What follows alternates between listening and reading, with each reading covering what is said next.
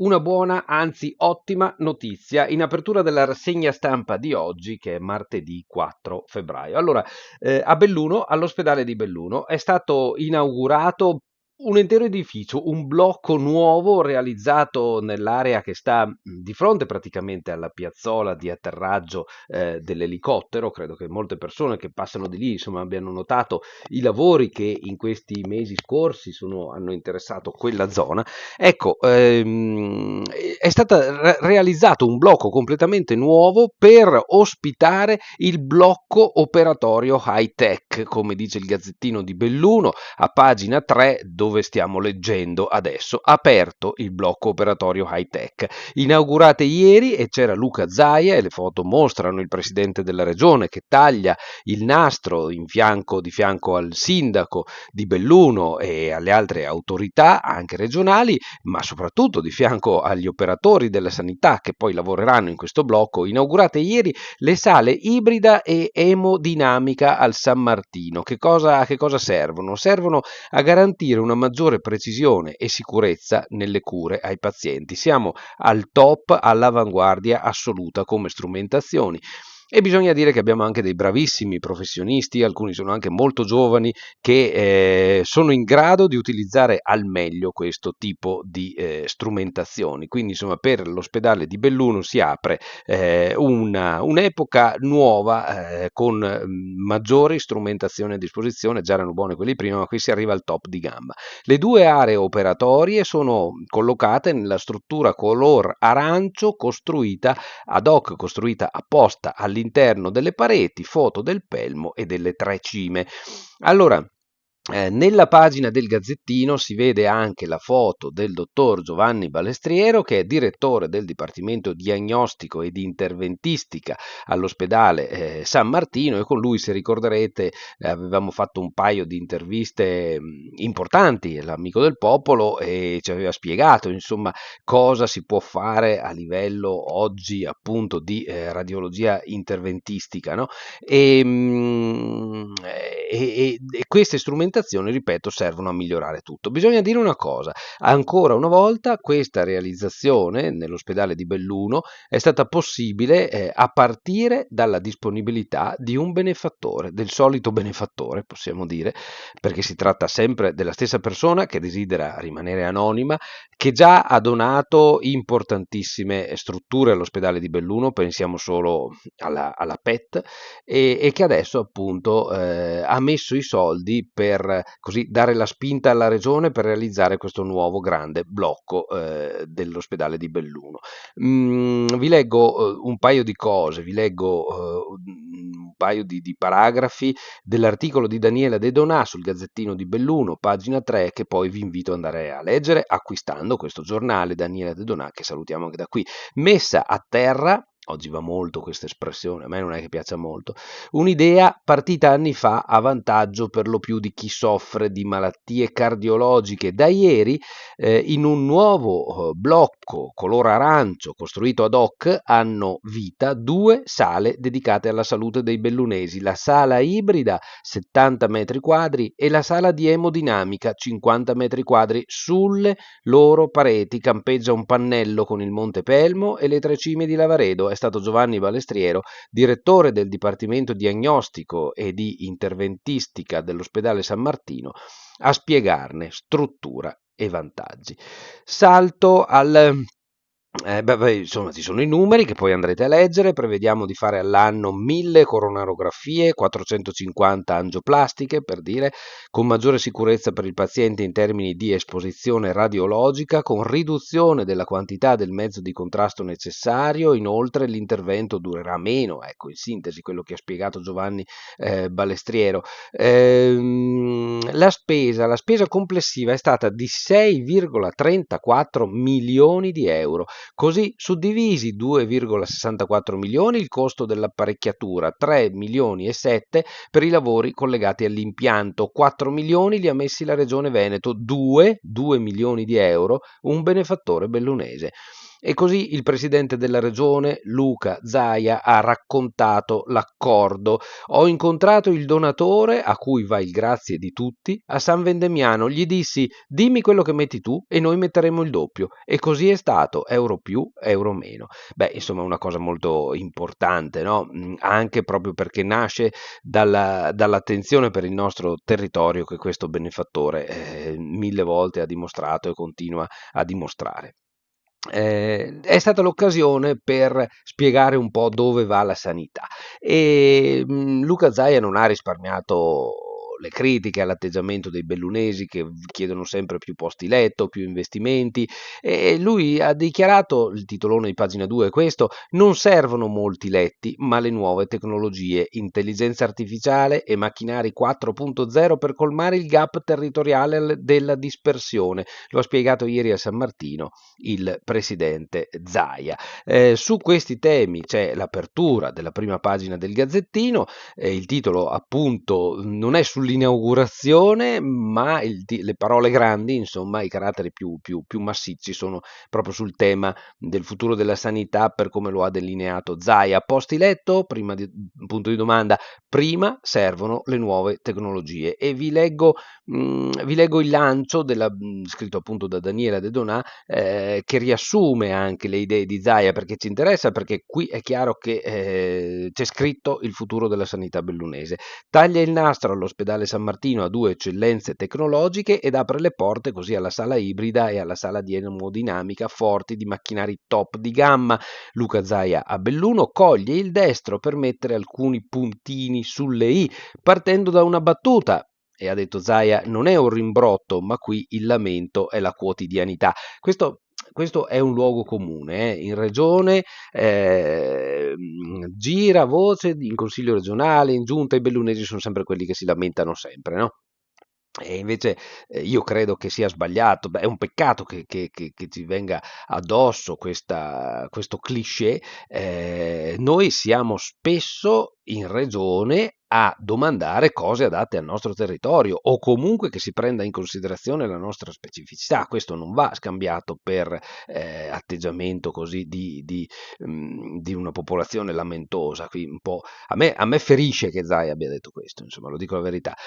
Sottolineando, dice Zaia, che, virgolette, la sfida non è riempire gli ospedali, ma abbinare professionalità alla strumentalizzazione e all'intelligenza artificiale. Ecco, al di là della battuta che ha fatto sui bellunesi, Zaia ha detto questa cosa che, da quello che posso capire io, avendo sentito spesso per lavoro, insomma, i nostri esperti, insomma, sì, è vero, bisogna assolutamente puntare sulla professionalità e dei medici e degli infermieri, degli operatori tutti, e sulla strumentazione legata anche all'intelligenza artificiale. Proprio Balestriero nell'intervista all'Amico ci spiegava quanto nella cura dell'ictus sia importante appunto anche le strumentazioni che l'ospedale Belluno già aveva per individuare il tipo di lesioni al cervello proprio grazie anche a un programma che utilizza l'intelligenza artificiale e che mette a confronto in un attimo tutte le storie, insomma, raccolte nel mondo, insomma, sull'ictus, che possono dare un'indicazione sulla storia che ci si trova davanti. Insomma, ha detto Zaia, la parola chiave è la deospedalizzazione, puntando su day hospital, day surgery, telemedicina. Il paziente non deve vivere in ospedale, non giova a nessuno stare 7 giorni in reparto. Ecco, questo ha detto Zaia. Si va spediti in questa direzione, con vantaggio, secondo Zaia, per chi vive, si ammala e si cura in questa terra. Saranno le nuove tecnologie a chiudere il gap, lo svantaggio territoriale della dispersione. Sono parole del presidente del Veneto. Sono certo che questa provincia sarà agevolata dall'intelligenza artificiale applicata alla sanità. Su questa prima del Gazzettino c'è collegato anche la presa di posizione, le dichiarazioni di Giuseppe Dalben, commissario straordinario dell'Ursuno Dolomiti, su quel documento che è stato svelato, che prevede, si ragiona insomma a livello nazionale sulla trasformazione dei medici di base in dipendenti del Servizio Sanitario Nazionale. Dal Ben dice prima bisogna aprire un dialogo e vediamo un po' insomma come andrà avanti questa cosa. Il Gazzettino approfondisce la situazione della variante di Cortina, cioè del lungo tunnel che dovrebbe bypassare tutto il centro storico. Manca metà del finanziamento, variante di Cortina in alto mare è il titolone. Il sindaco Lorenzi: per le Olimpiadi sono altre le priorità, a quell'opera penseranno i miei successori, cioè alla variante di Cortina. Manca metà dei soldi e costa tantissimo. Sette Ville, fuga dal giardino di Alano, tre sospetti, è in corso la caccia ai tre sospetti, dice il Gazzettino in prima pagina. Un lascito per il canile sanitario, e poi in prima pagina la fotografia: distrutto il selciato del piazzale, si parla di Feltre, dell'area dell'ex manifattura.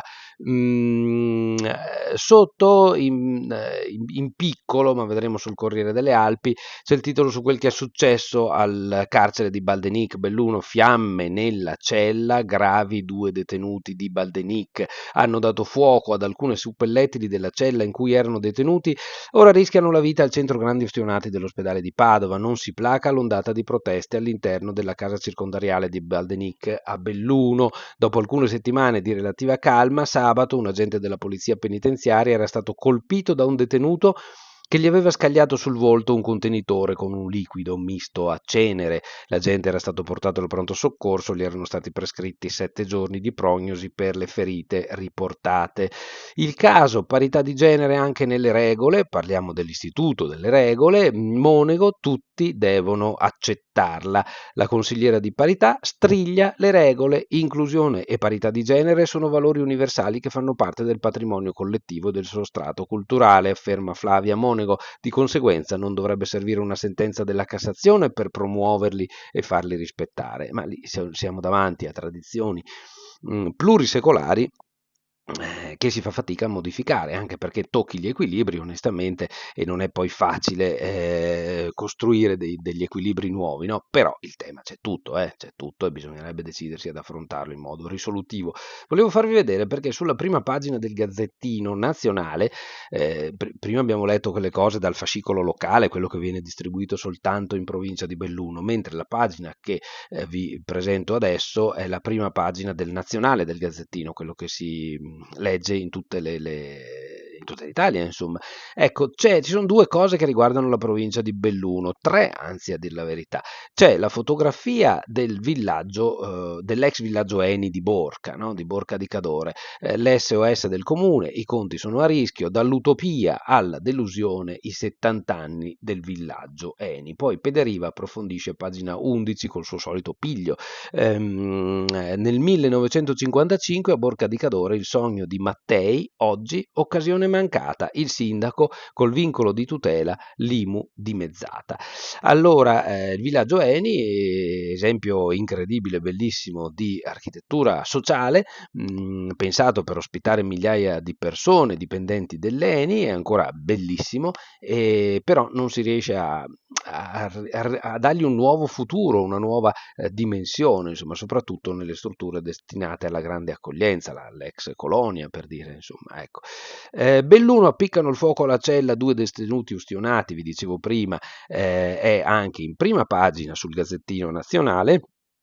E poi sempre sul Gazzettino Nazionale una cosa di tecnologia molto bella, ne avevamo dedicato anche una prima pagina tempo fa sull'Amico del Popolo. Essilux, cioè Luxottica, gli occhiali per sentire meglio. Da marzo sono in vendita in Italia, cioè tra un paio di mesi. Essilor Luxottica lancia gli occhiali per l'udito, consentiranno di vedere e sentire chiaramente grazie a un unico prodotto. Pensate che questa idea, raccontava Milleri, l'amministratore delegato di Luxottica, è un'idea che ha avuto Leonardo Del Vecchio, è stata una delle sue ultime intuizioni, perché una volta, proprio chiacchierando con Milleri, siccome aveva problemi di udito negli ultimi anni, il fondatore di Luxottica, gli scocciava avere addosso l'apparecchio acustico, aveva detto: ma non si può fare qualcosa ma per evitare questo aggeggio qua, e lì è nata l'idea di sviluppare l'apparecchio acustico direttamente inserito nelle stanghette, ecco, nelle aste degli occhiali. In Italia saranno in vendita già entro il mese di marzo. L'obiettivo è rimuovere le barriere che hanno finora ostacolato l'adozione degli apparecchi acustici turistici tradizionali e soddisfare le esigenze di circa 1,25 miliardi di persone che hanno disturbi uditivi lievi. Pensate un po' di cosa stiamo parlando, dove si spinge Luxottica, no? Quindi l'occhiale, che è diventato da uno strumento per la salute, no? Per la corretta visione, un dispositivo sanitario, estende la propria funzione anche all'ambito uditivo e comunque rimanendo un oggetto di moda. Insomma, veramente ha fatto bingo Luxottica quando ha messo insieme tutte queste cose e continua in questa direzione e credo che ne vedremo ancora delle belle. Questo sul Gazzettino. Invece volevo farvi vedere l'articolo che c'è a pagina 19 del Corriere delle Alpi, è un grande approfondimento a firma di Cristina Contento su quel che è successo in carcere a Baldenic, 2 detenuti ustionati in cella, gravissimi, l'episodio alle 13:30 nella casa circondariale, uno dei due avrebbe appiccato il fuoco per inscenare una forma di protesta. Ecco.